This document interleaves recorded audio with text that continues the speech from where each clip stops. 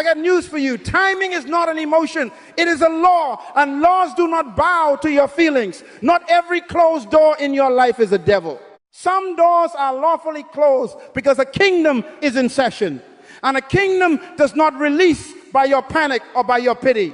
It releases by preset principles that were established by the king before you ever cried your first tear. I want you to hear me. The government of God does not negotiate with your anxiety. It responds to your alignment. Please write that down. Some of you have come into this room fasting, praying, declaring, sowing, wiping your eyes, and you are wondering, Dr. Munroe, why is nothing moving? I got prophecies stacked like bills. I got promises highlighted in neon. I went to the conference. I bought the tapes. I cleaned up my life, and still the door is shut. And you are tired. You are offended. You are suspicious. You are rebuking everything that doesn't smile at you. Listen to me. As a father, your pain is real, but your diagnosis may be wrong. Give yourself a hand for surviving long enough to hear a correction, because correction is the evidence that a future still wants you. Write this down. If you call a kingdom law a demon, you will waste your strength fighting what you were supposed to learn. Say it with me. I will not fight instruction. I will align with law. Again, I will not fight instruction. I will align with law. Now look at the person next to you. Tell them with authority, timing is a law. Tell the other neighbor, delay is not always a devil. The reason I am starting here is because I love you. My greatest dream and wish for you is not that you become busy, it is that you become accurate. Busyness without alignment is how you turn 60 with regrets. You can sing louder, you can run faster, you can shout longer, but red means stop. When a traffic light is red, you don't bind the city council. You don't cast out the color red. You don't anoint your car with oil. You wait, because the law governs the intersection for your preservation and for the release of order. And if you run that red light, you may get moving, but you won't get far. Some of you have been bruised not by devils, but by violations. Not by witches, but by ignorance. Ignorance is more dangerous than demons, because a demon must bow to truth, but ignorance resists instruction. I want you to write this next line like a tattoo on your spirit. God is not late. The king is not nervous. Heaven is not behind schedule. You are interacting with a system that outlasts your moods. The king established times and seasons, set laws and principles, and he protects his laws even from your tears, because laws are love. They keep you from mishandling what you are not yet able to manage. You don't put a newborn on a motorcycle, not because the motorcycle is evil, but because the child's bones cannot bear the speed. Promotion is not evil. Provision is not evil. Breakthrough is not evil. But without timing, the blessing becomes a burden. Some of you are like a pilot at the runway, revving the engine, screaming, tower, tower, I am ready. And the tower says, hold position. You are not being punished. You are being protected. There is cross traffic on your altitude. There is debris on your path. There is another aircraft that must clear your corridor. If you take off without clearance, you convert your talent into a headline. The tower is not your enemy. The delay is not your devil. The law is saving your life. Let me pastor you for a moment. The ache you feel when nothing moves after you prayed is not a sign that the king forgot you. It is often the invitation to upgrade your understanding. The kingdom is not a democracy where public opinion edits constitution. The king rules by decrees. He built the universe on predictability, seed time and harvest, cause and effect, test and trust. If you confuse prophecy with process, you will treat the promise like a pill and expect instant swallowing to heal a chronic disease. And when it doesn't, you will accuse God, injure your faith, and join the choir of pigeons who peck at crumbs while cursing the sky. Are there eagles in this room? Then I want you to join me at the top by changing how you interpret delay. Write this down. Interpretation determines endurance. If you see delay as warfare only, you will fight the wrong battle and miss your season. Satan is not omnipresent. He's not camping at every clock in your house. Sometimes the door is closed because time has not done its work in you, or because the door on the other side is not yet prepared to receive you. The king never wastes a servant, so he times your release to avoid your collapse. He cares about sustainability, not just visibility. Many want stages, few want structure. Many want applause, few want alignment. Favor without timing is fatal. So here is the agenda tonight and in the sessions to come. I am going to expose the laws that govern when everybody say when promotion is released, when provision is released, when breakthrough is released, not just how to get it, but when it comes lawfully. Because if you don't know the when, you will sabotage the how. We are going to shift you from wrestling shadows to reading seasons, from binding everything to building capacity, from chasing emotions to submitting to principles. And then I promise you, we will prescribe what to do while you wait so that your waiting becomes a weapon and not a wound. Before we go there, I want you to breathe. Put your hand on your chest and say this with me. My delay is not my defeat. My King is aligning my release. Again, louder. My delay is not my defeat. My King is aligning my release. Now, give yourself a hand for deciding to learn the law, because the cemetery is already full of people who misdiagnosed delay and died with blueprints in their heads. You will not add to its wealth. You will die empty. And it begins by repenting for fighting laws you were born to master, and by honoring timing as the guardrail of your destiny. Stay with me. The King is about to make sense of your clock. Now, if we are going to stop fighting laws and start working them, we must understand the nature of the environment we claim to live in. Write this down. A kingdom is not a religion. It is a government. It has a king, singular authority, whose word is law. It has a domain, a territory, and a people over which that king rules. It has a constitution, documented intent of the king that defines rights, responsibilities, and regulations. It has laws, predictable principles that guarantee outcomes when obeyed. And it has delegated authority, representatives, ambassadors, stewards who carry the king's will into every sector. Life in the kingdom is governed, not guessed. Please write that down. I got news for you. When you live in the kingdom, release is not a reward for intensity. It is the result of alignment with law. You can cry until you dehydrate. You can fast until your clothes fall off. You can shout until your throat is sore. And none of that will make gravity turn off. Laws do not respond to tears. They respond to compliance. If you jump off a building, gravity does not ask you about your prayer life. It simply enforces its nature. The king establishes universe on laws so that children could grow up with predictability, not with superstition. I want you to clap for predictability, because it is God's mercy that your life is not governed by someone's mood. If life were ruled by moods, the door would open today and crush you tomorrow. But when life is ruled by law, you can build. This is where many of us have been trapped by a religious mindset. We have confused emotion with authority. We say, I feel ready, but the system reads your file and says, it's not time. We equate volume with validity. I shouted louder this year, but the law is asking, did you align deeper this year?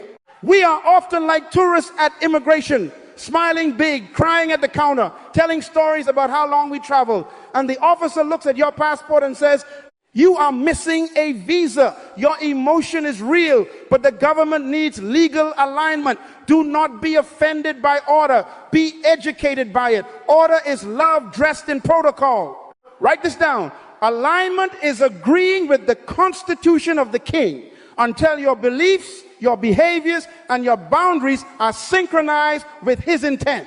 Agreement is not mental assent, it's behavioral submission.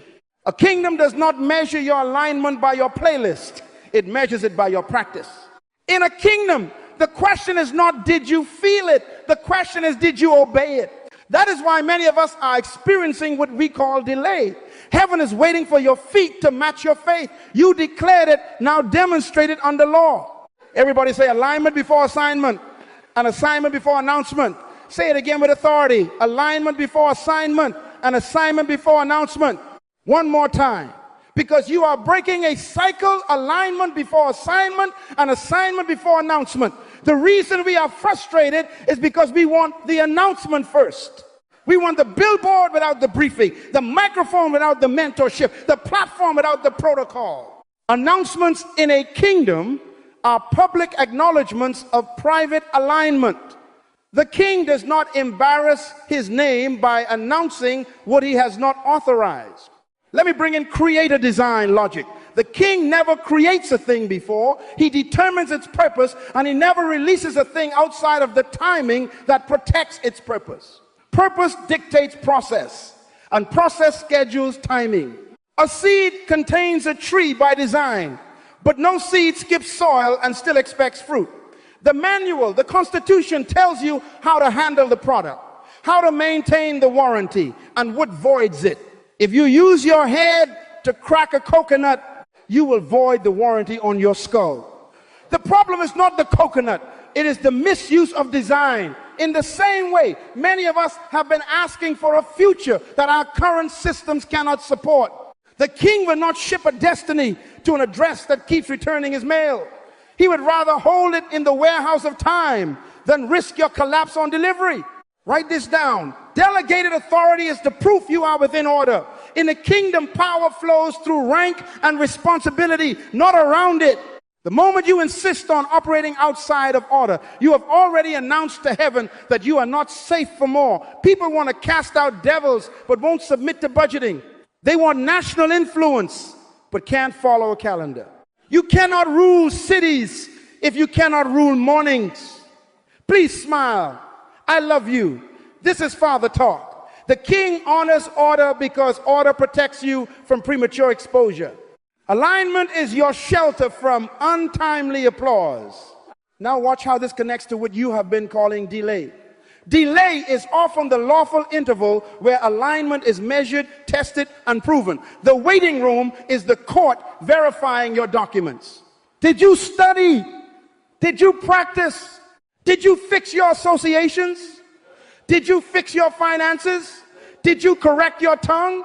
Heaven will not promote a mouth that cannot keep a covenant. The king is not just checking your gift, he is inspecting your governance. Can you govern appetite, schedule, emotion, bitterness, secrecy?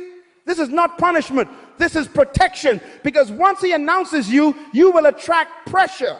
If your structure is shallow, the applause will become your addiction and the criticism will become your assassin. I want you to say this with me. Release follows order. Again, release follows order. So if you want release, stop begging and start aligning. We do not manipulate a kingdom. We cooperate with it. I am not diminishing prayer. Prayer is your legal petition before the court of the king. But petitions win when they are written according to statute. That is why he gave you a constitution, so you would not beg like orphans, but legislate like citizens. When you pray the Constitution, you are not persuading God. You are partnering with his law, and law is what schedules release. There is a sentence I want tattooed on your mind. Alignment is measurable. Stop making it mystical. Check your calendar. Does it honor the king's priorities? Check your budget. Does it agree with the king's economy? Check your relationships. Do they advance the king's agenda or drain it? Check your habits. Are they consistent with the promise you keep declaring? If there is conflict, there will be delay. Not because God is cruel, but because he refuses to make you a public tragedy. The king protects his image by protecting his sons and daughters from unprocessed promotion. And so, my friends, the next time you feel the ache of time, do not default to warfare. Default to audit. Ask the kingdom questions. Where am I out of order? What law have I ignored? Which protocol have I despised? Where did I choose vibes over values, hype over habit? Fix that and watch timing begin to respect you, because time is loyal to law. When you submit to the king's order, time starts working for you, not against you. It introduces you to the right people at the right moment. It releases the right resources into the right hands, and it escorts you to doors you no longer have to kick, because keys work where fists fail. Everybody say it one last time. Alignment before assignment, and assignment before announcement. If you will live by that, you will discover that what you call delay was your interview, your training, your calibration. Heaven does not release prematurely what you cannot sustain. And when the king finally says, now it will not be because you scream the loudest, it will be because you fit the law. Get ready. We are about to explore the law of process and preparation that makes your future safe in your hands. Write this down. The law of process. Nothing valuable arrives fully grown. I want you to say that with me. Until your spirit believes it, nothing valuable arrives fully grown. Again, nothing valuable arrives fully grown. If you understand that one sentence, you would stop calling delay a devil and you would start recognizing it as your midwife. First principle I want you to write down: process is proof of legitimacy. Anything that bypasses process is illegal, immature, or counterfeit. A mango that's still green will fight your teeth. A banana rushed off the tree will betray your stomach. A premature baby is precious, but you don't put him on a football field. You protect him in an incubator until lungs and muscles catch up to calling, "Please smile, I love you." Some of you want to sprint with lungs that haven't been tested by Hills. You want a microphone with a character that still squeaks. You want scale without systems and position without proof. The king is too kind to let you embarrass his name, so he wrote into the kingdom a law called process, and that law says grow before you go. Second principle: process assigns value. Write that down. Diamonds and drywall are both rocks, but one demands process. Gold in the mountain and gold on your finger are chemically similar, but one commands a price because it endured fire, pressure, refinement, and shaping. Concrete is liquid the first day, firm the second day, and strong after it cures. Builders know you can pour a foundation today and you can walk on it tomorrow, but don't you dare try to set a skyscraper on it next week.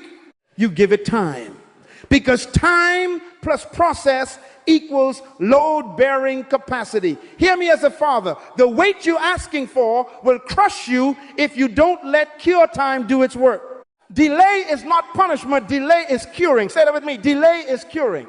Third principle: process protects you from collapse by installing sequence. Everything valuable honors order. Seed, then soil, then root, then shoot, then fruit. Childhood, then adolescence, then adulthood. Draft, then edit, then publish.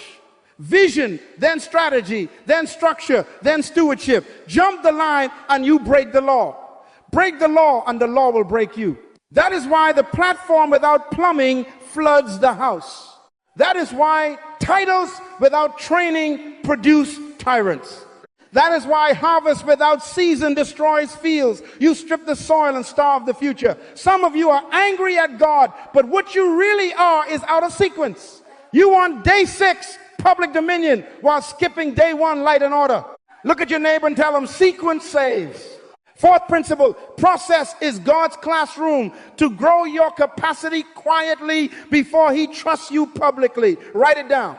The king is not withholding from you. He is building you for what he's already prepared.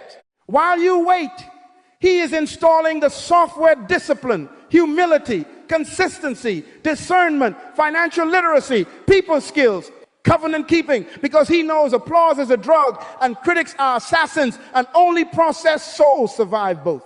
You don't test an airplane in front of passengers. You take it to the desert. You stress the wings. You push the engine. You break what is weak in private so the public never has to die in your crash. Your wilderness is not a waste.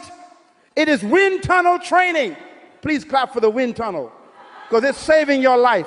Fifth principle: process matures desire into design. Children want the cookie now. Adults schedule the meal. Immature desire is loud and impatient. Mature desire is strategic and consistent. Many of you have more desire than design. You have passion like a wildfire and planning like a candle, and you are calling counsel delay, because counsel makes you measure, count the cost, and submit the idea to timelines. Write this down. If desire doesn't submit to design, it becomes a distraction. The law of process takes your fire and forges it into a furnace that heats nations without burning down your house. Let me pastor your impatience for a moment. You say, but I feel ready. Feelings are not metrics in a kingdom. Readiness is measured by fruit, by faithfulness under small responsibilities, by how you handle no, by how you honor who is ahead of you, by how you treat who cannot help you. You want to talk to kings while ignoring janitors. You want budgets without a notebook. You want audiences without an altar. I'm tired of waiting. Waiting for what? For a destiny that needs muscles you refuse to build. For a marriage you won't prepare your mouth for. For a company you won't learn to manage a checkbook for. This is not condemnation. This is calibration. Say it with me. I am in training, not in trouble. Look at creation. The Creator encoded process into everything he values.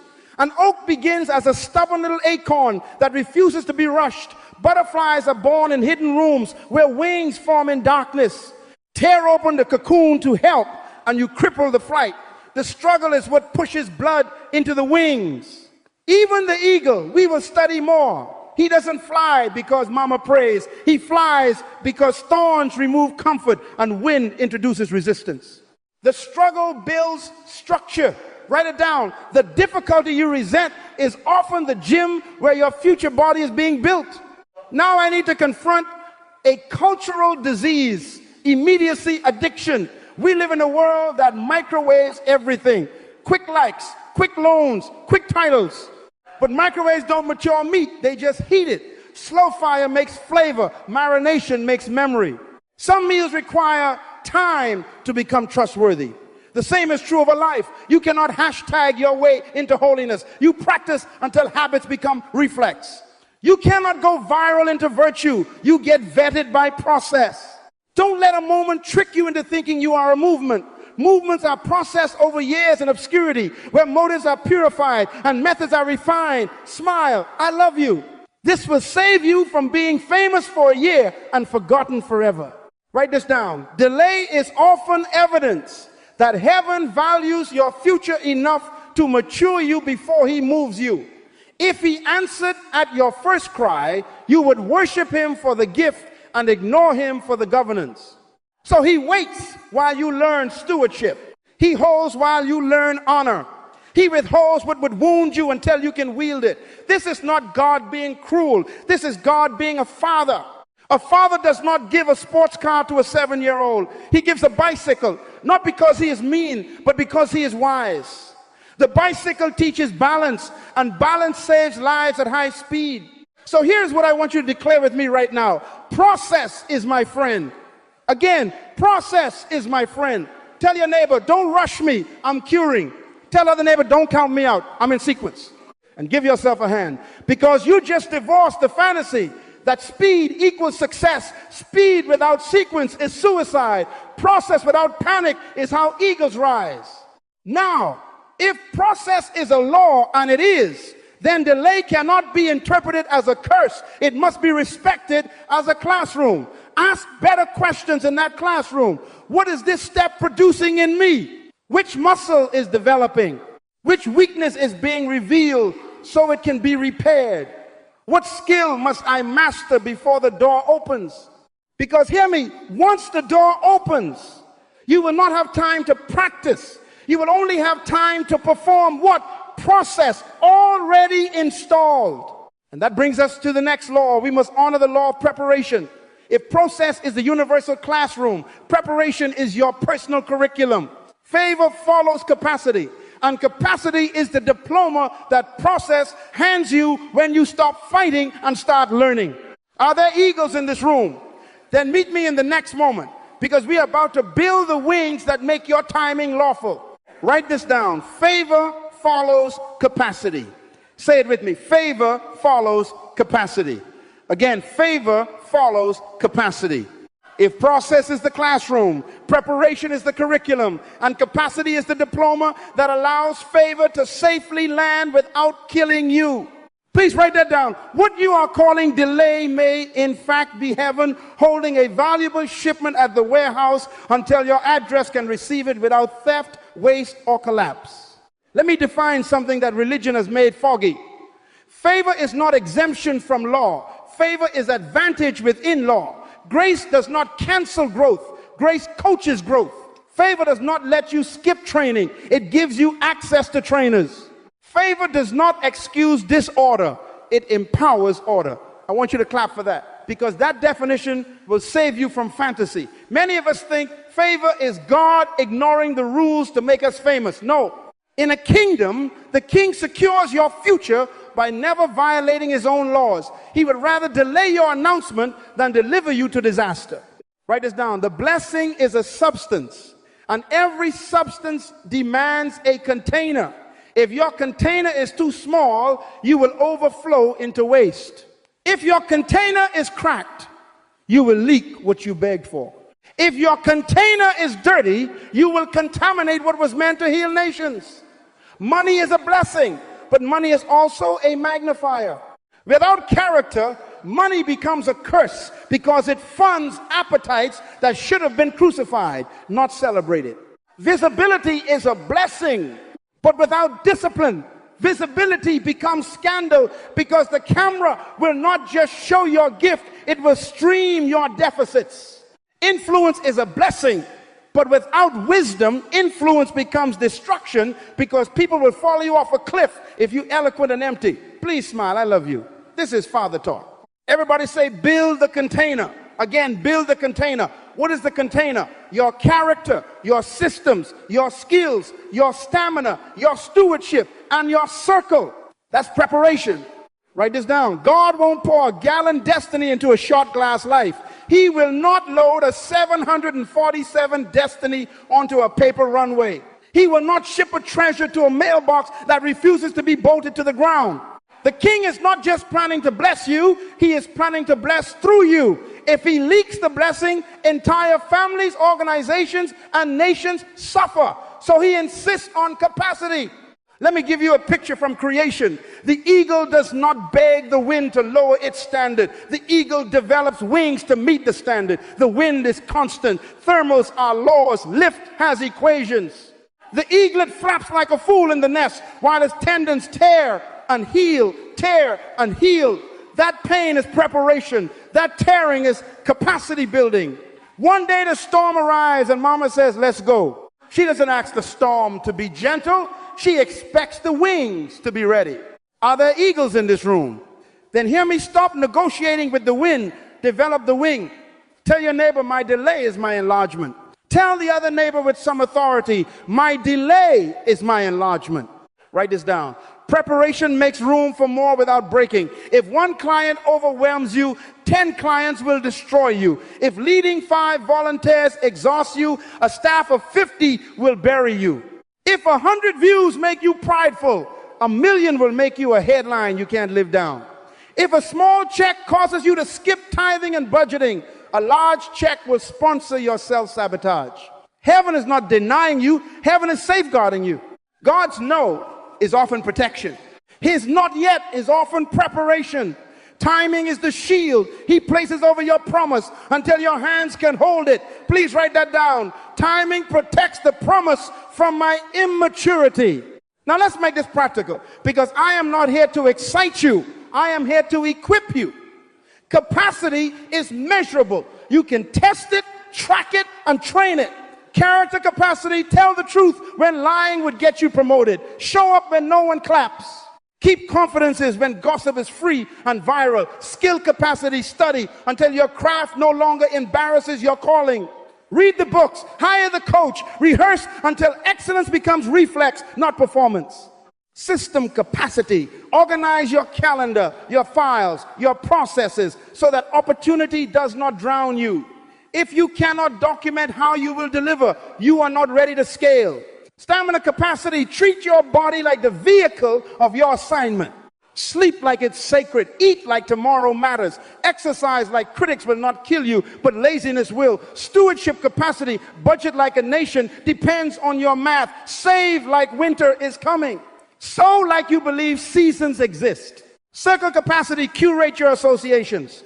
Eagles do not mentor pigeons. They model altitude for eaglets who obey instruction. You become like those you associate with. If they mock order, they will murder your future. Write this down. Preparation answers prayer. Some of you are waiting for a door while the king is waiting for a plan. The door you want requires a proposal, a portfolio, a prototype, a policy, a practice. You are praying, Lord, send rain, and heaven is asking, where are your gutters? If the water falls and you cannot root it, it will flood your foundation and rot your house. Do not blame the rain, build the gutters. Do not blame the opportunity, build the operations. Do not blame the stage, build the spine. I want to talk to your sense of offense for a moment. You said, but God promised. Yes, he did. And because he promised, he will protect it from you until you can protect it with him. That is love. A father saying, not yet, to a teenager with car keys is not cruelty, it is covenant. The car is ready, the road is paved, the destination is beautiful. But the reflexes, the judgment, the respect for speed and distance, all that must be prepared. Otherwise, the gift becomes the grave. I refuse to perform your funeral because you demanded a blessing your structure could not sustain. You will live to see it, and you will live to steward it. Say this with me. Favor is attracted to order, sustained by discipline, and multiplied by wisdom. Again, favor is attracted to order, sustained by discipline, and multiplied by wisdom. That is why some of you are seeing small streams. Heaven is testing your gutters. If you handle the trickle with excellence, the river will trust you. If you mismanage the trickle, the sea will never find you. Do not despise the small, design it. Do not curse the little, cultivate it. Preparation is how you turn a brook into a bridge for nations. Let me confront a lie. When it comes, I will get ready. No, write this down. When it comes, you will only reveal what you already are. Pressure reveals. Promotion reveals. Paychecks reveal. Platforms reveal. Preparation is how you choose what will be revealed. You don't want life to surprise you. You want life to confirm you. Are there eagles in this room? Then act like the wind is already scheduled train now. Here is your assignment while you wait. Audit your container. Where are you cracked? Fix it. Where are you shallow? Deepen it. Where are you dirty? Purify it. Where are you small? Enlarge it. Speak it out loud. My delay is my enlargement. Again, my delay is my enlargement. Give yourself a hand, because you just chose safety over speed, quality over clout, legacy over likes. This is how we die empty and not with blueprints still in our heads. And when preparation meets process, the next law becomes visible season. Seasons are not suggestions, they are schedules. Timing is the calendar of the king, and it opens to those whose capacity can carry what the moment demands. We are about to discern time, and time is about to test you. But do not fear the test. Your preparation will sit the exam for you. Now lift your head, stretch your wings, and get ready when the season shifts. I want you lawful, loaded, and light enough to rise. Write this down. Seasons are not suggestions. They are schedules. Say it again until your mind stops arguing with heaven. Seasons are schedules. The king rules his kingdom by law. And one of the first laws he announced is seed time and harvest, which means there is a time to plant, a time to water, a time to wait, and a time to reap. And each phase has rules, responsibilities, and restrictions. Please hear me like a father. If you break the rules of a season, the season will break you. But if you align with the rules of a season, the season will serve you. Let me teach this like a farmer, because the earth is a university and creation is our professor. Planting has rules. Break the ground, select the seed, bury it at the right depth, and protect the soil.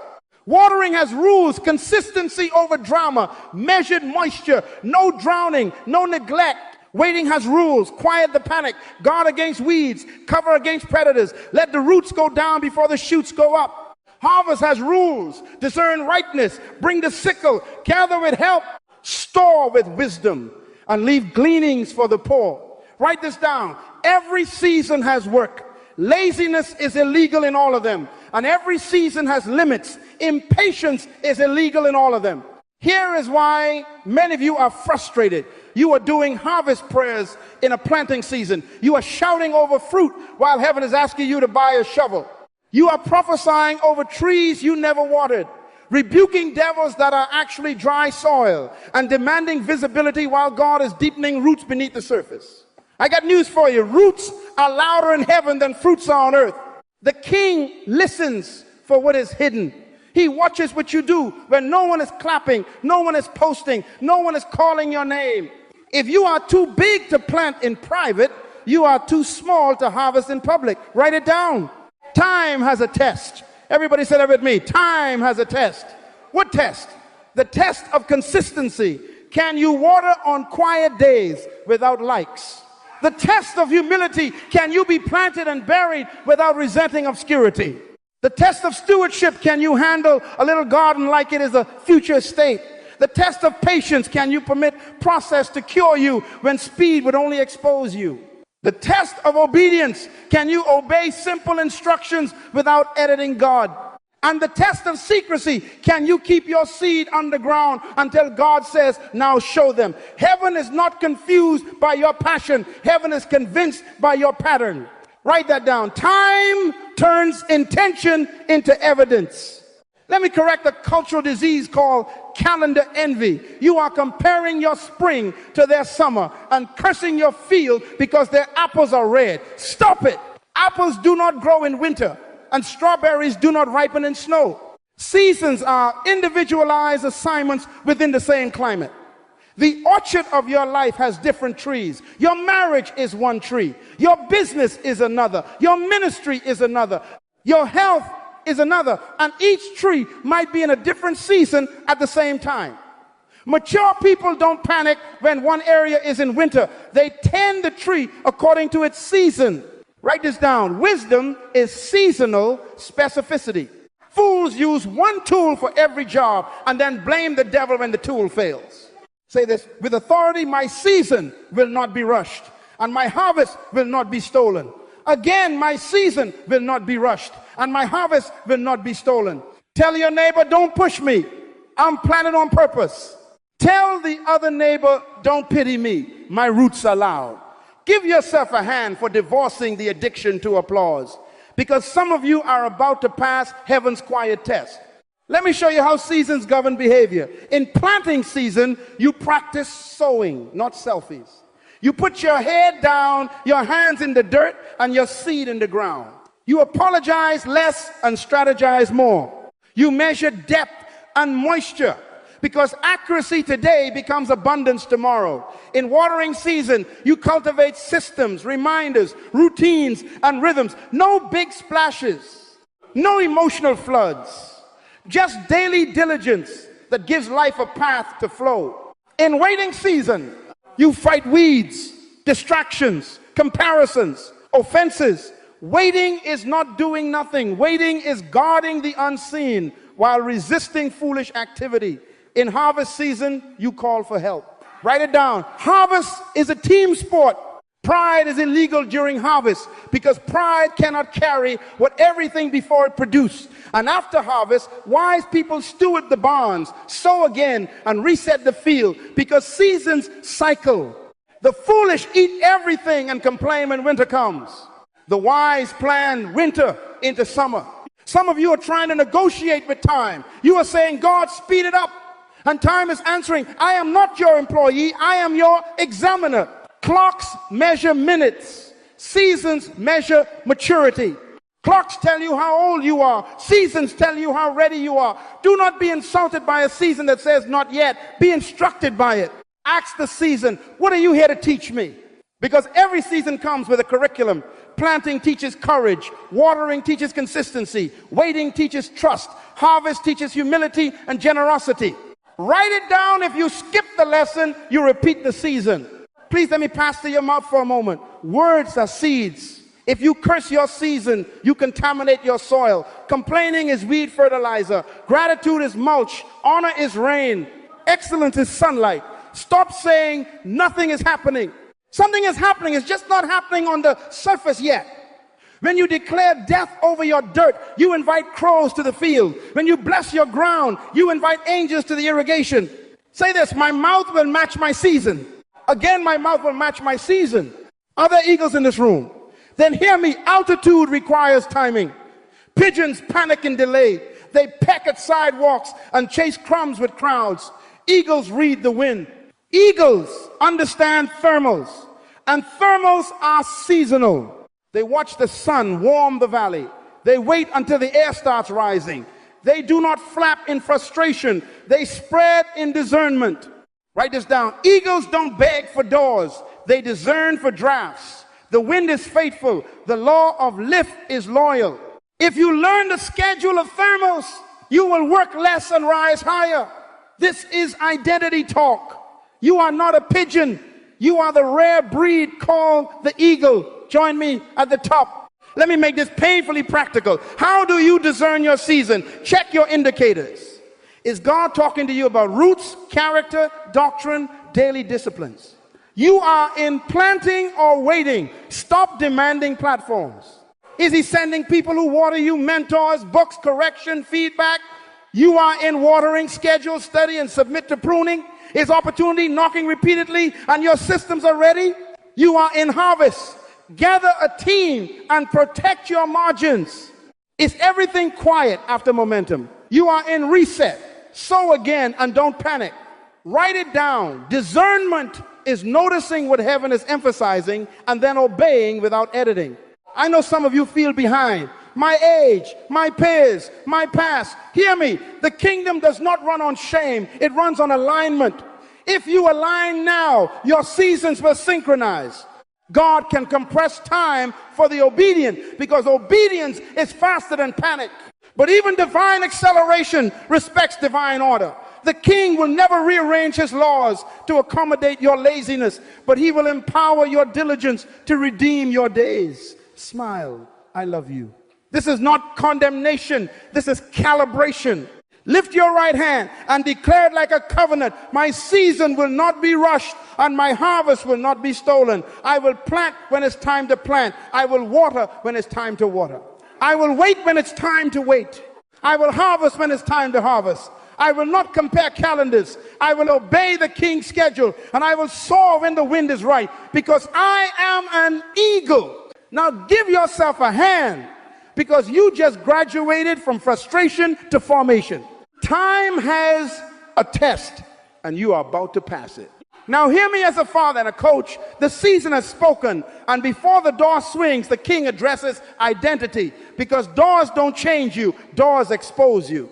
The waiting room is not punishment, it is profiling. It is where heaven confirms who you are and who you are not. Write this down. Eagles don't beg for open doors, they develop wings. Say it with me. Develop the wing. Again, develop the wing. Your future is not looking for noise, it is looking for nature. The door you want recognizes species. It opens to eagles. Let me put this where you can live it. There are two kinds of people in every delay: pigeons and eagles. Pigeons live on crumbs and crowds. They love sidewalks, short flights, and selfies. They are fueled by applause, addicted to activity, and allergic to silence. Pigeons measure progress by pecking speed and post frequency. If they don't hear clapping, they assume they are dying. That's why delay breaks. Pigeons waiting removes the crowd. The crumbs stop falling. And the silence forces them to confront their dependency. Pigeons panic when the feed is quiet. Pigeons mistake solitude for failure. Pigeons call a law a demon and then burn energy fighting their promotion. Write this down. Approval dependency is poverty with a suit on. It looks busy, but it owns nothing. But eagles, are there eagles in this room? Eagles live on purpose and altitude. Eagles love thin air because thin air removes noise. Eagles eat live food. Vultures eat dead animals. That's why they are so ugly. I got news for you. If all you consume in delay is gossip, reruns, and stale opinions, you are not an eagle. You are training to be a vulture. Eagles hunt fresh wisdom, fresh ideas, fresh scripture, fresh mentorship. Eagles schedule solitude like it's surgery because they know surgery saves lives. They leave the ranks of the pigeons. They refuse crumbs because crumbs train you to beg. Write this down. Delay is where eagles are made, not where dreams die. Say it again. Until your fear surrenders. Delay is where eagles are made, not where dreams die. The waiting room is identity school. Don't wait like a victim, wait like a craftsman. In delay, eagles build wings, skill, systems, and stamina. They sharpen talents, discernment, and boundaries. They train eyes' vision that can see 5 miles beyond the mountain because clarity is an advantage. They condition lungs, prayer, fasting, stillness, because altitude requires breath. Stop calling this season empty. Call it a gym. Stop saying nothing is happening. Something is happening to you. The first breakthrough is always the you breakthrough. Please write that down. The future you want requires a you that you don't yet possess. Delay funds the upgrade. Let me talk to your diet. Eagles eat live food mentors who challenge you, books that stretch you, teachings that confront you, scripture that cuts and cures, feedback that humbles and refines, assignments that scare you better. If your waiting room is filled with entertainment but not education, you are practicing for mediocrity. Replace binge scrolling with binge schooling. Replace complaint calls with coaching calls. Replace lazy nights with laboratory nights, prototypes, proposals, policies, practice. Say it with me, live food only. Again, live food only. If it doesn't grow me, it doesn't go in me. Delay breaks pigeons because pigeons need permission to feel valuable. But eagles authorize themselves by purpose. Eagles do not need a crowd to fly. They fly alone. Eagles aren't distracted by pigeons because pigeons can't survive at that height. In the waiting room, the eagle chooses solitude over sympathy, focus over frenzy, obedience over optics. That's an identity decision. Write this down. Identity drives routine.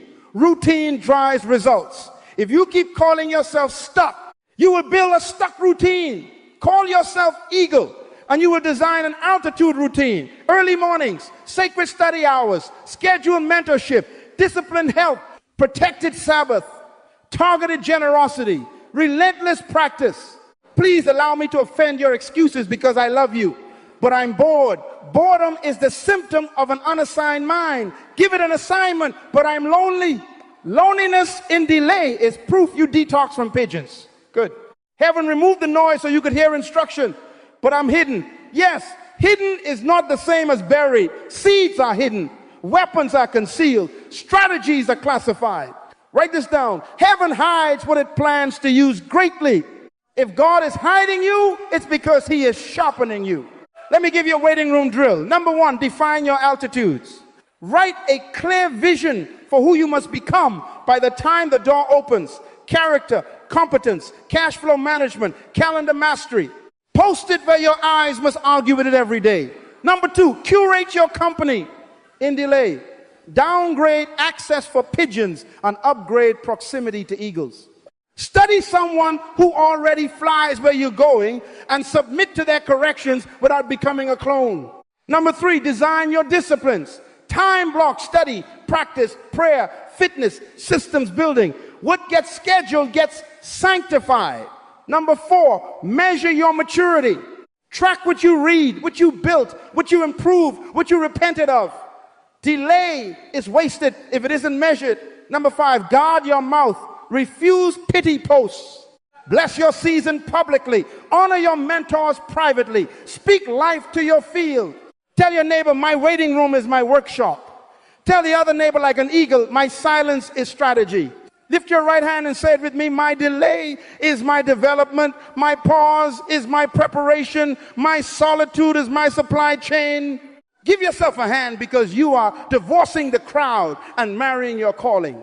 I got news for you. The door is not impressed by noise. The door is triggered by nature. When the interior matches the instruction, heaven authorizes the elevator. But the king is wise. He does not trust by your declarations. He trusts by your demonstrations. That's why this identity conversation must lead to the next law, the law of testing before trust. Eagles always test before they trust. The mother eagle tests the nest, the branch, the eaglet's wings, the wind. She drops the twig. She watches the response. She drops the eaglet. She measures the reflex. Likewise, the king times release by proof, not promises. So while you are in the waiting room, don't just call yourself an eagle. Prove it. Build what you said. Keep the standard when no one is watching. Eat live food when junk is free. Rise in storms without complaining about rain. That proof will speak for you when you have no microphone. Say it with me one more time. Delay is where eagles are made, not where dreams die.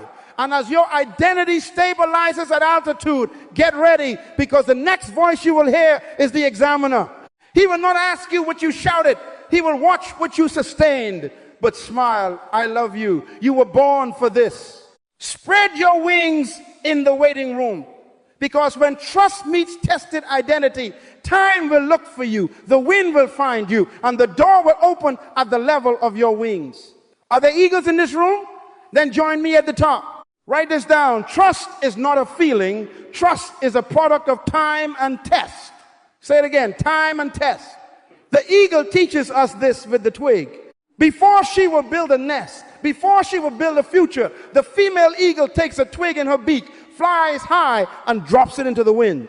The male who wants her commitment must dive after that falling stick like his life depends on it, and he must catch it before it hits the rocks. She takes it again, higher, farther, faster, and drops it again. He dives again. She repeats it until there is no doubt in her mind that he won't fail her under pressure. Only when proof appears repeatedly does she say, now I can build with you. Write this down. Eagles always test before they trust, because survival sits on proof, not promises.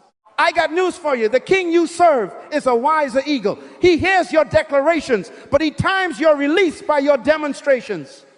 God does not release by your volume. He releases by your verification. He is the Father who inspects the foundation before he sends the furniture. Some of what you call delay is not satanic opposition. It is divine inspection. Heaven is dropping twigs into your life and watching your reflex. Can you catch what is falling? Can you hold what is heavy when the wind is real? Can you carry responsibility before you carry recognition?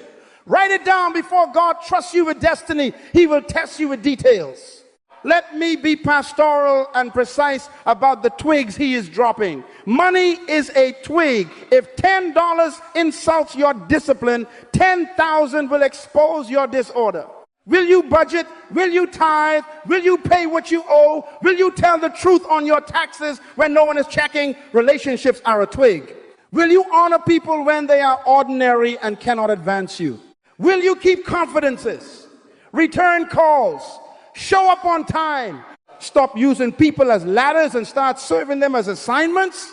Sexual integrity is a twig. This is father talk. Will you close the screen, flee the DM, shut the hotel door, and steward your body as a temple when passion is loud and privacy is available? Forgiveness is a twig. Will you bless those who wounded you without resurrecting the story for sympathy points? Will you release offense before it rots your roots? Consistency is a twig. Can you be faithful on boring Tuesdays with no applause? Can you keep the small promise you made to yourself last week? Teachability is a twig. How do you respond when corrected? Do you debate your mentor, or do you document your marching orders? Do you prefer flattery over feedback? Write this down. He's not being cruel. He's checking for leaks. Some of you are taking heaven's inspection as an insult. Why do I have to keep catching these twigs? I already said I'm ready. I love you. Hear me. Declarations are admissions to the exam, not exemptions from it. Your confession is the start of class. Your character is the grade. The Father is not trying to embarrass you. He is trying to keep you from public failure at higher altitudes. He will not allow a crown to sit on an untested head. He will not give you a microphone if your mouth leaks poison in private. He will not pour a river through a pipe with hairline fractures. Write it down. Inspection is love disguised as delay. Look at your neighbor and say, he's not denying me, he's developing me. Tell the other neighbor with authority, he's not punishing me, he's preparing me. Give yourself a hand, because that revelation will keep you from fighting your father. When the twig falls, don't complain, catch it. When the budget tightens, don't curse, steward. When correction comes, don't pout, posture. The faster you respond, the faster you reveal. Time turns intention into evidence, and evidence triggers trust. Let me make this even more practical, because eagles don't live on poetry, they live on principles. If you are in a money test, create a plan this week and obey it for 90 days. Track every dollar. Honor God first. Save on purpose. Kill lazy subscriptions and refuse impulse purchases. If you are in a relationship test, repair your reliability. Arrive early. Keep your word. Stop overpromising and stop ghosting people who need closure. If you are in a sexual integrity test, change environments, install filters, change routes, end secret chats, invite accountability, and honor your body with reverence, not with excuses.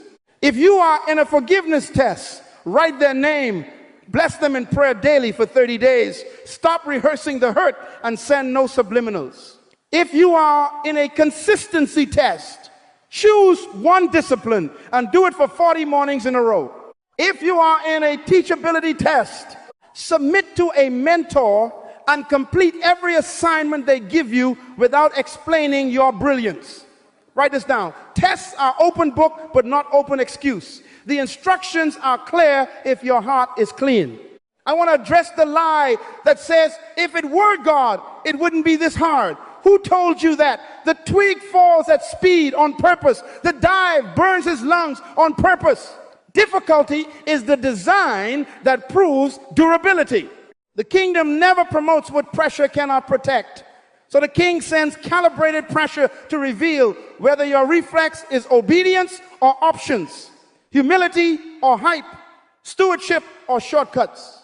If the small storm breaks you, the big stage will bury you. Smile. I love you. This is not condemnation. This is calibration. Write this down. Passing a test is not the absence of shaking. It is the presence of stability under shaking. Your hands may tremble, but don't drop the twig. Your mind may argue, but don't drop the standard. Your circle may mock you, but don't drop your boundaries. Every time you catch the twig, something happens invisibly. Your ligaments strengthen, your focus sharpens, your lungs expand, your altitude appetite rises. And the Father is taking notes. He says, now I can trust you a little more. Trust is incremental. Promotion is progressive. Doors are not one moment. They are a series of measured releases tied to measured responses. Let me pastor your mouth again. During tests, silence the pity posts. Stop announcing you're being tested as if the universe is unfair. Mature people learn to take exams quietly. Complainers forfeit curse. Worship during testing is not performance, it is posture. Praise becomes oxygen in the dive. When you bless God while chasing the twig, you starve fear and feed focus. Say it with me. I was built for the dive. Again, I was built for the dive. Are there eagles in this room? Then join me at the top. Now hear the bridge, because the curriculum is escalating. Testing rarely arrives in comfort. It comes cloaked as pressure. Pressure on your calendar, pressure on your cash flow, pressure on your conscience, pressure in conversations that force you to choose principle over popularity. Do not mislabel pressure as a demonic surprise. Pressure is a kingdom mechanism. The Creator wired the world so that lift is born in the conflict between wind and wing. And just like the eagle, you don't have to flap in panic when the sky darkens. You can spread in wisdom and convert pressure into altitude. We are going there next. But before we do, settle this law in your spirit. God does not release by your declaration. He releases by demonstrated faithfulness under test. Catch the twig, pass the test, and watch doors respect your proof. Now let's go into the wind. Write this down. Storms are for altitude. Say it with me. Storms are for altitude. One more time until your fear gets tired. Storms are for altitude. The Creator designed a law that offends our comfort but empowers our calling. The law of pressure produces lift. The difference between flapping and flying is not noise. It is knowing what to do when the sky turns dark. I got news for you. Eagles do not fear storms. They wait for them. They face the wind. They spread their wings. And they let the very resistance that terrifies pigeons become the energy that elevates them. Pigeons run for roofs. Eagles rise for ridges. Write this down. Opposition is not always an obstacle. Sometimes it is oxygen for your next level. Let me paint the picture, because your imagination needs a movie to replace your panic. Scientists tell us that eagles sense the pressure drop and the temperature shift before a storm. They don't hide under bridges. They head for the cliffs. They plant their talons in the rock, face the gale, And when the first heavy gust hits, they do not flap in frenzy, they spread in wisdom. They angle their wings, lock their joints, and ride the updraft higher, higher, higher, above the dark line where lightning argues with clouds. And while everyone below is running for umbrellas, the eagle is resting in currents that carry it above the noise. Write this down. Eagles use what others avoid. Are there eagles in this room? Then join me at the top. Pressure is not proof you miss God. It may be proof you are nearing altitude. The closer a plane gets to take off, the more it leans into headwind. Pilots will tell you a little headwind actually shortens the runway you need to get airborne. The wind you thought was there to stop you is often the wind that lifts you. Hear your father. If you spend your strength cursing headwinds, you will waste the very force designed to elevate you. You have a choice in every storm. You can use pressure for depression or for altitude, for bitterness or for betterment, for panic or for preparation, for excuses or for excellence, for retreat or for refinement. Choose. Everybody say, this storm is my training ground. Again, this storm is my training ground. Tell your neighbor with authority, don't pity me. I'm in pilot school. Write this down. Resistance is the gym of the spirit. Muscles do not grow without load, and character does not mature without weight. You prayed for capacity, and God sent a storm. You asked for clarity, and God removed the crowd and the comfort so you could finally hear. You begged for promotion, and heaven said, good, let me see how you handle pressure. Pressure proves patterns. Pressure reveals leaks. Pressure separates hobbies from habits. When the wind rises, the real you shows up. Your disciplines, your doctrine, your decisions. Smile, I love you. This is not condemnation. This is calibration. Let me pastor your posture in a storm. Number one, face the wind. Eagles do not give the storm their back, they give it their face. Stop avoiding the conversation, the spreadsheet, the meeting, the medical test, the hard apology. Avoidance multiplies turbulence. Confrontation channels it. Number two, spread, don't flap. When panic rises, people add noise, extra calls, extra posts, extra purchases, extra promises, and they tire themselves without gaining altitude. Spreading is strategy. Simplify your schedule, clarify your priorities, widen your prayer life, deepen your study, and lock your joints around non-negotiables. Number three, lighten your load. The heavier the pack, the harder the lift. Drop dead weight, unforgiveness, secret sin, subscriptions that drain you, conversations that poison you, partnerships that pull you down, expectations that aren't in your assignment. Write this down. What you drop in a storm determines what you can carry after it. Number four, tighten your formation. Eagles mate for life and fly with discipline. In storms, you need counsel, not a crowd. Call your mentors, submit your plan, invite correction, and stop hiding behind spiritual language to avoid accountability. Number five, aim for above. Don't negotiate to survive under clouds. You were designed to rise above. Build the storm. Objective. When this passes, here is the skill I will have, the system I will complete, the cash reserve I will establish, the scripture I will memorize, the relationship I will restore, the habit I will kill. Everybody say, spread, lighten, tighten, aim. Again, spread, lighten, tighten, aim. Write this down. Storms expose structure. The house built on sand doesn't know it is dishonest until the rain interrogates it. Your budget looks faithful until the unexpected bill. Your boundaries look strong until the text at midnight. Your prayer life sounds deep until the diagnosis. Don't be insulted by exposure. Be instructed by it. The leak is mercy. The crack is kindness. The draft around your window is a gift from God saying, fix this before I send a hurricane of influence. This is love disguised as wind. If the storm shows you a weak hinge, thank God, strengthen it, and keep flying. Let me speak to real storms so you know heaven sees more than your hashtags. The layoff came. The partnership failed. The doctor called. The child rebelled. The accusation blindsided you. The city shut down. The invoice bounced. Look at me breathe. The law has not changed. The wind is not your enemy. It is your elevator. You can either rehearse the pain or rehearse your posture. You can either count what left you or count what stayed. Your God, your gifts, your grit, your grinding capacity, your grace. You are not empty-handed. You have a wing.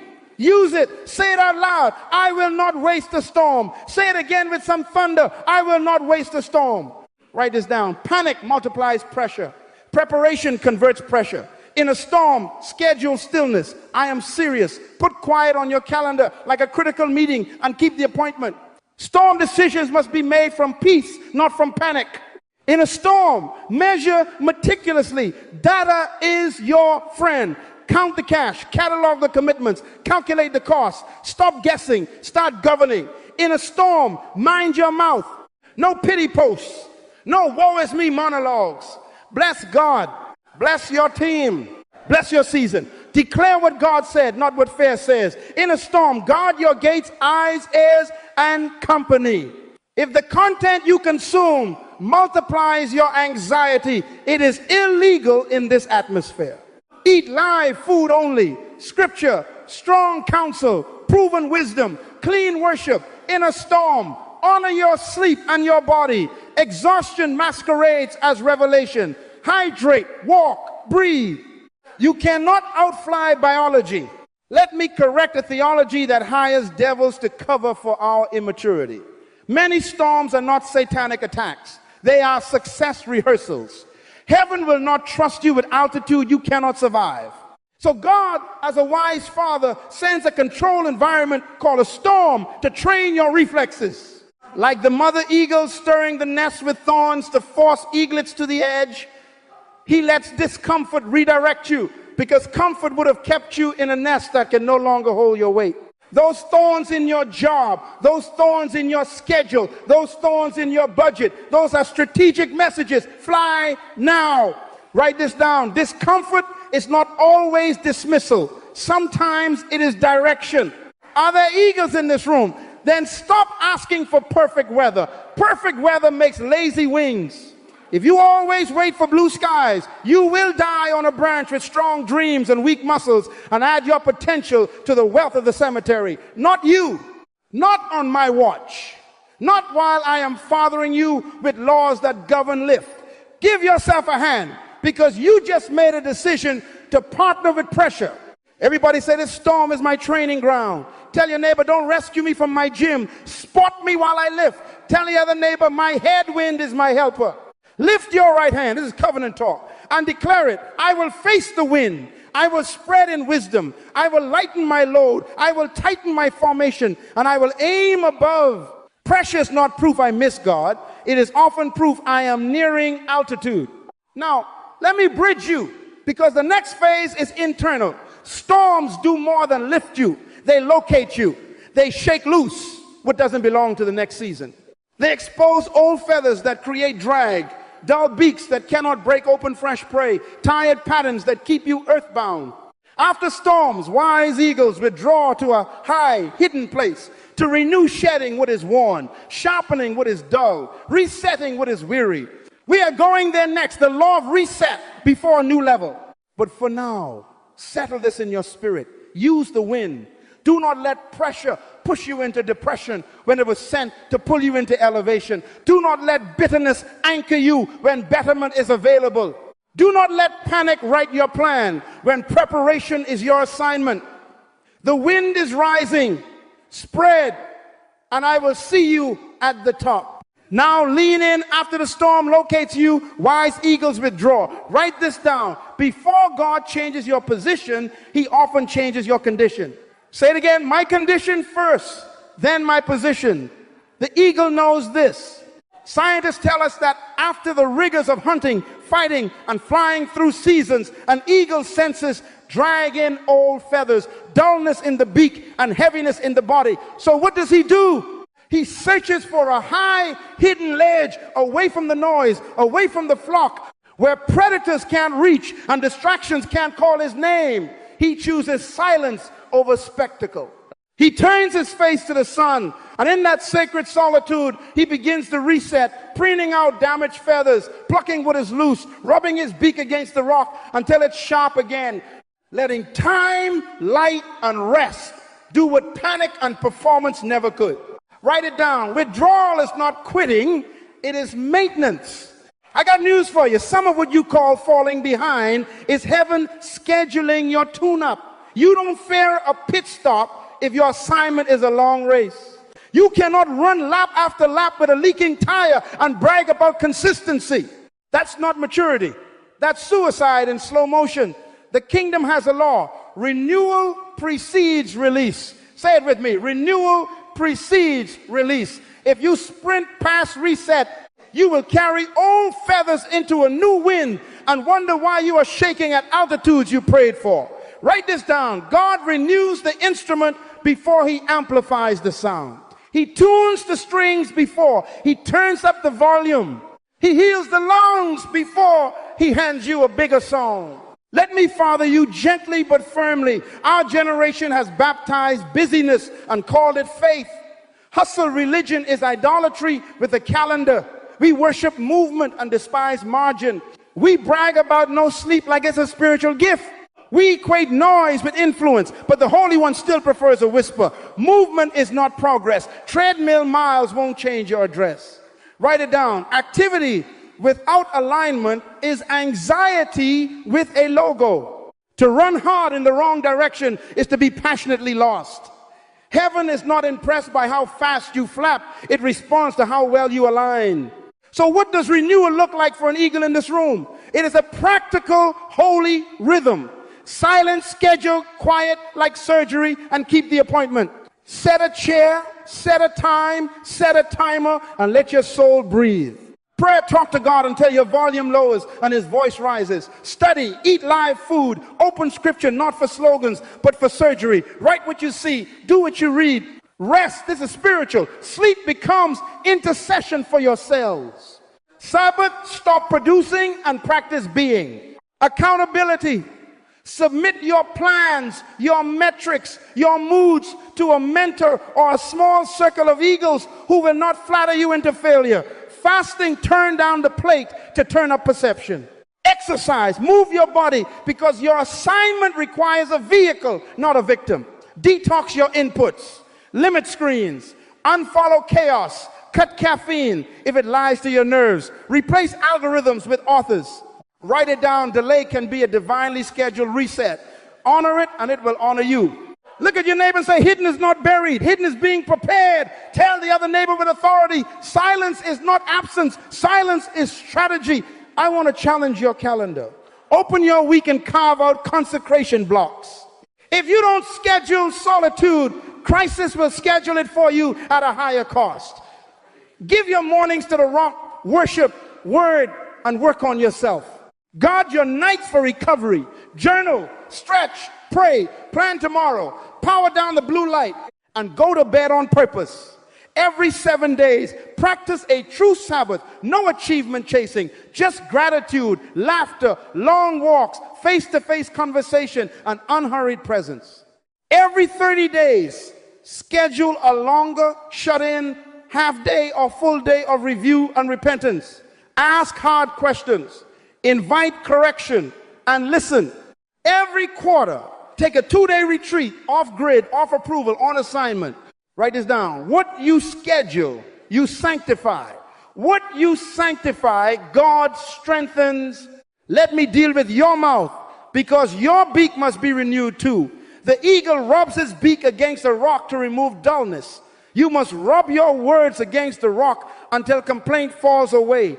Replace sarcasm with supplication. Replace gossip with gratitude. Replace fear forecasts with faith decrees. Speak blessing over your season. Declare order over your mind. Pray scripture over your body. Your language either leaks strength or loads strength. Write it down. Renewal requires a vocabulary change. And your feathers, your habits, old feathers create drag even in new winds. Pluck what doesn't belong at this altitude. Pluck the late night scroll. Pluck the sugar that spikes and crashes your focus. Pluck the lazy spending that disrespects your future.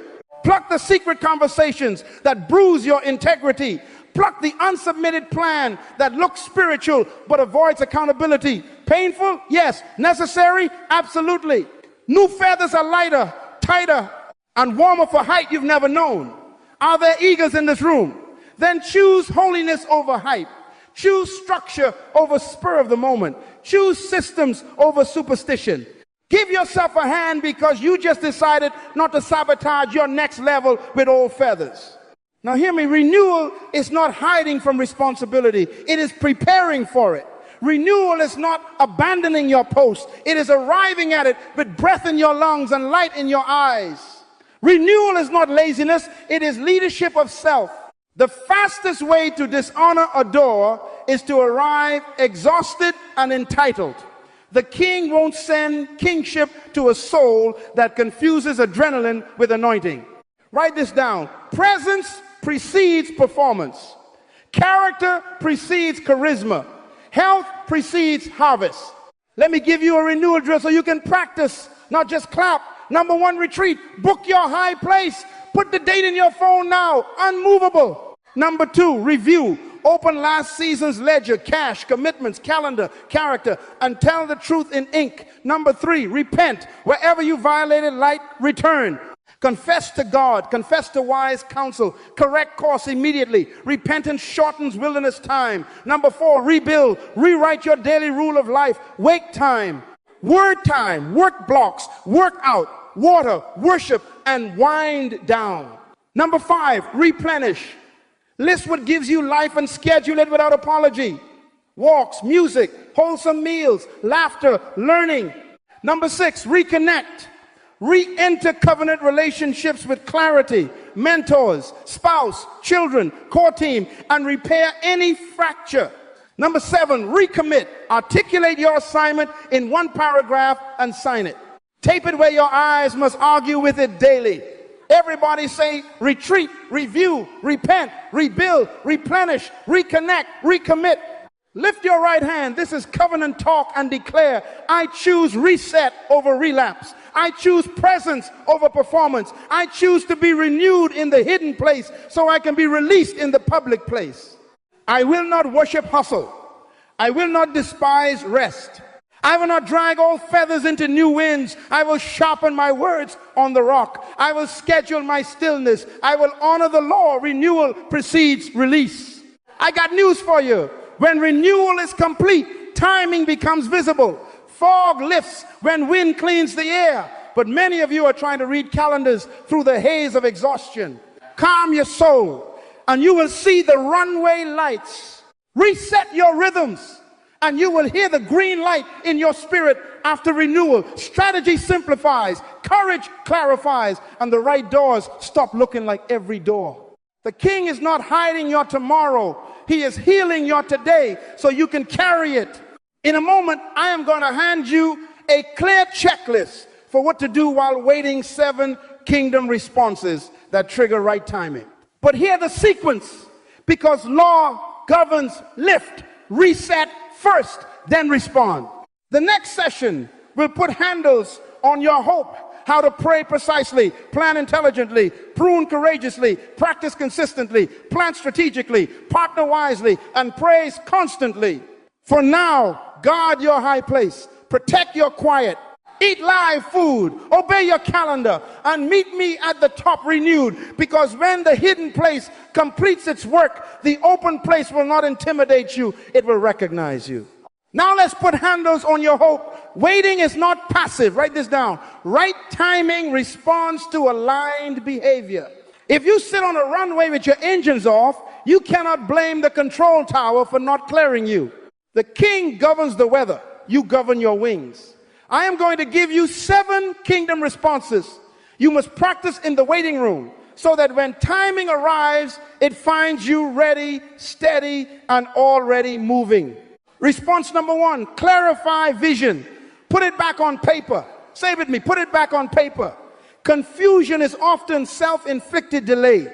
The word division, write it down, comes from DI plus vision. DI means two visions.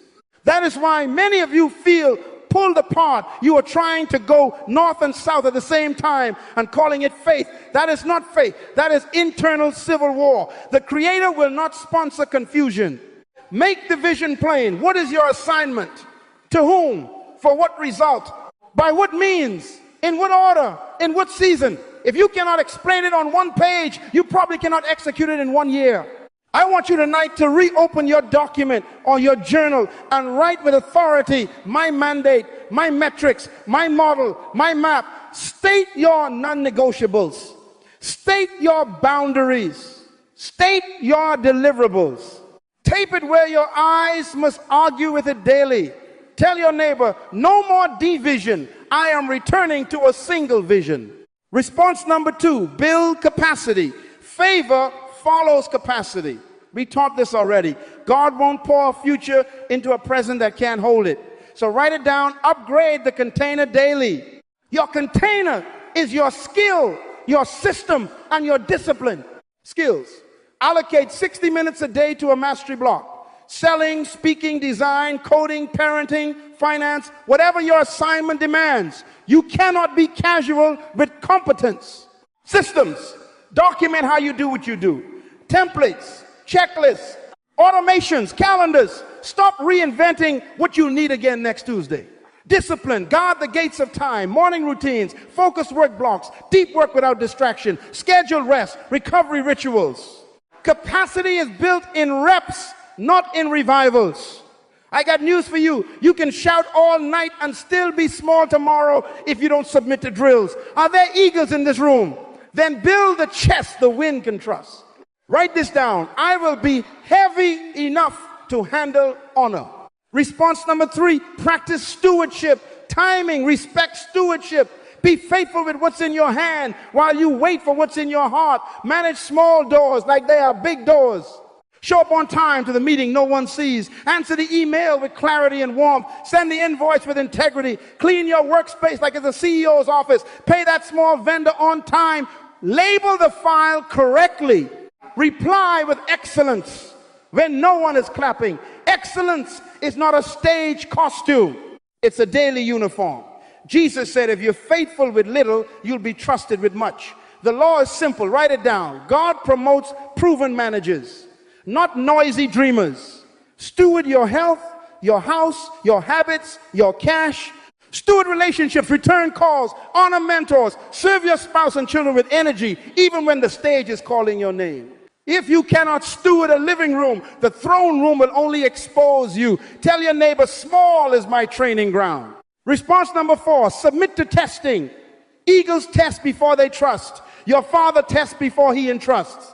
Write it down, invite correction, welcome inspection, close leaks. Audit your character like a bank audits its vault. Who in your life has full access to say that attitude is illegal and you don't call them judgmental? Submit your plans and your numbers to proven counsel. Stop hiding behind spiritual slogans to protect your ego. Build inspection into your schedule.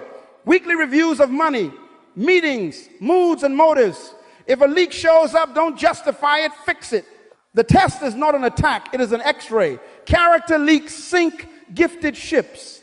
Stop rehearsing promises you haven't prepared to carry. God releases by proof, not by posters on your wall. Write this down. My future deserves a measured me. Say it out loud. Search me, correct me, strengthen me. Response number 5, God associations. Eagles don't get counsel from pigeons. Write it down. You become like the company you consistently keep. Stop feeding on dead meat conversations, gossip, cynicism, complaining, blame, conspiracy, and mockery. Vultures eat dead animals. That's why they're ugly. You are an eagle. Choose your diet, scripture, strategy, service, solutions. Choose your circle mentors who have fruit, peers who have fire, proteges who have hunger. If every conversation ends in pity and procrastination, you are not in an incubator, you are in a morgue. Audit your inputs, mute the chaos, unfollow foolishness, replace algorithm anxiety with authored wisdom, set boundaries without guilt. Some people must be loved at a distance to keep your assignment at a distance from disaster. Talk back to me, say, I will protect my altitude by protecting my associations. Look at your neighbor and say, if you're not building, you're not boarding. Response number 6, use storms for altitude. We already taught you this, but I want to engrave it. Interpret resistance as training. Turn pressure into practice. Convert pain into wisdom and resilience. Write this down. Don't waste a storm. Harvest it. After every hit, schedule a debrief. What did I learn? What did I lose? What did I gain? What will I change? Adjust your system. Tighten your budget. Clarify your message. Strengthen your boundaries. Set your emergency protocols. Tell your team the story of the storm so they can inherit wisdom without having to bleed where you bled. And remember, don't beg God for blue skies when you need bigger wings. Face the wind. Spread in wisdom. Lighten your load. Tighten your formation and aim above. Everybody say, storms are my school. Again, storms are my school. Tell your neighbor, don't rescue me from my gym. Spot me while I lift. Response number 7, set time-bound goals. Not prophecy, only plan, measure, execute. Write it down. Marry faith with structure. Put dates on decisions, numbers on dreams, and steps on the statements. Your brain loves specificity because specificity converts fear into focus. Build a 1-2 month map with quarterly checkpoints, monthly targets, weekly priorities, and daily actions. For example, by the end of this quarter, launch 1 product. By month 2, close 5 new clients. By next Friday, finish the outline. Daily, 90 minutes of deep work on the assignment. Track your lead measures, not just your lag measures. Hours practiced, calls made, pages written, workouts completed. Review every week and every month. What is working? What is failing? Who do I need? What must die? This is not unbelief. This is honor. Faith is not a feeling. Faith is obedience in sequence. The ark was not built by vibes. It was built by measurements. Write this down. My God is a planner. His image in me must plan. Lift your right hand and declare, I will put dates on destiny. Now hear the wisdom that ties all 7 together. These responses don't force God. They align you with law. Law does not respond to tears. It responds to alignment. Timing is a kingdom law, not an emotion. If you call a law a demon, you will waste your strength fighting what you should be learning. Stop negotiating with gravity and start building lift. Stop blaming warfare for what wisdom would fix. The king is not withholding your tomorrow to torment you. He is protecting your future by insisting you be the kind of person your future can trust. Your job is readiness. His job is release. Write that down. My responsibility is readiness. God's prerogative is release. Look at me. This is Father talk. You do not have eternity on earth. There is a cemetery not too far from your house, filled with unexecuted blueprints, unwritten books, unsung songs, unstarted schools, unbuilt businesses, unreconciled families, untrained leaders. The wealthiest spot on this planet is not the diamond mines of South Africa, not the gold fields of South America, not the oil fields of the Middle East. It is the cemetery. I am pleading with you, do not add your treasure to that ground. Waiting is not permission to waste time. It is a deadline to become. If you employ these 7 responses in the waiting room, clarify vision, build capacity, practice stewardship, submit to testing, guard associations, use storms for altitude, and set time-bound goals, you will not sit and decay. You will stand and develop. And when the green light hits your spirit, the runway will find you moving. Are there eagles in this room? Then give yourself a hand, because tonight you made a decision to treat waiting like training. Tell your neighbor, I am under law, not under luck. Tell the other neighbor, I will not be late to my own future. Lift your right hand. This is covenant talk, and declare, I choose clarity over confusion. I choose capacity over comfort. I choose stewardship over sloppiness. I choose testing over pretending. I choose covenant associations over casual company. I choose altitude in storms over avoidance in fear. I choose goals with dates over dreams with excuses. I align with law so timing can find me ready. We are about to move into a charge that will seal this in your soul. Because after you align, you must decide how you will finish.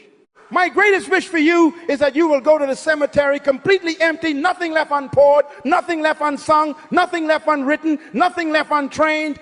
So guard your vision, grow your vessel, manage your moments, welcome the test, choose your company, leverage your headwinds, and plan your steps. Do this, and when the king opens the door, you won't stumble through it. You will stride, you will soar, and you will not look back. Meet me at the top, because the next breath we take together will not be to complain about delay. It will be to declare, I have finished my course, I have kept the faith, and I refuse to donate my potential to the grave. Now here is the charge that will seal this in your bones. Look at me, this is father talk.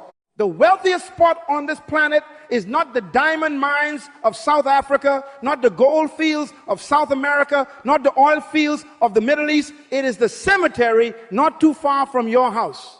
Buried there are businesses that were never launched, books that were never written, songs that were never sung, ministries that never left the living room, inventions that died as sketches, reconciliations that were postponed until funerals, foundations that never funded a single child, schools that never opened their doors, leaders that never trained their replacements.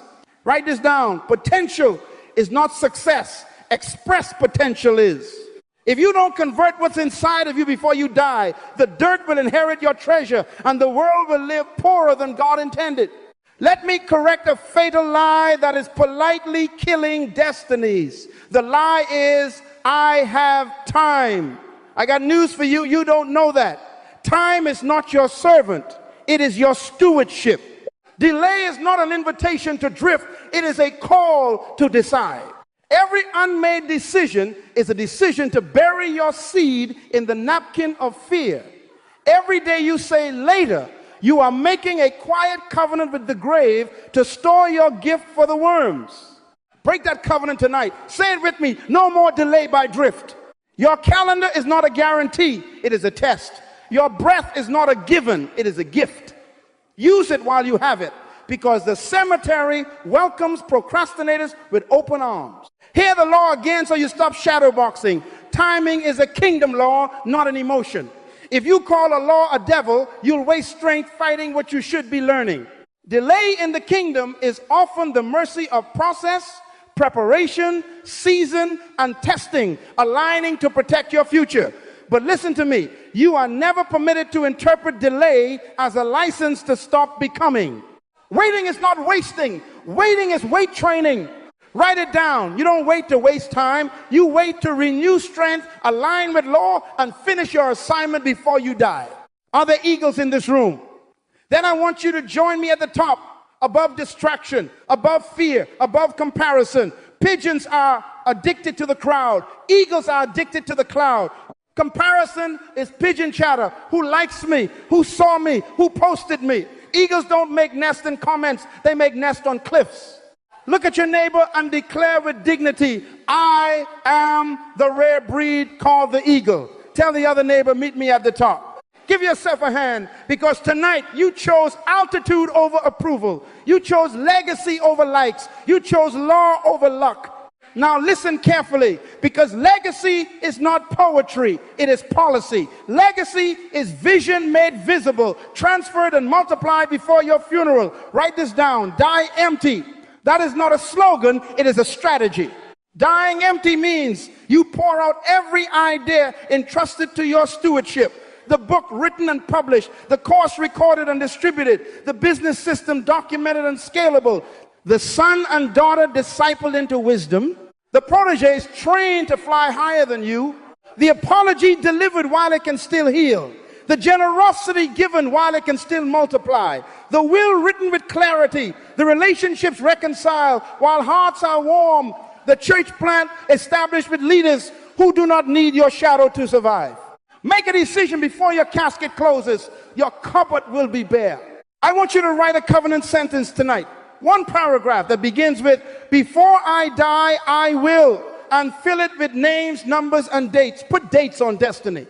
Put measurements on mandate. This is not arrogance. This is accountability. Remember what we taught you. Law responds to alignment. If you align your week with your words, your month with your mission, your quarter with your questions, your year with your yoke, timing will find you in motion.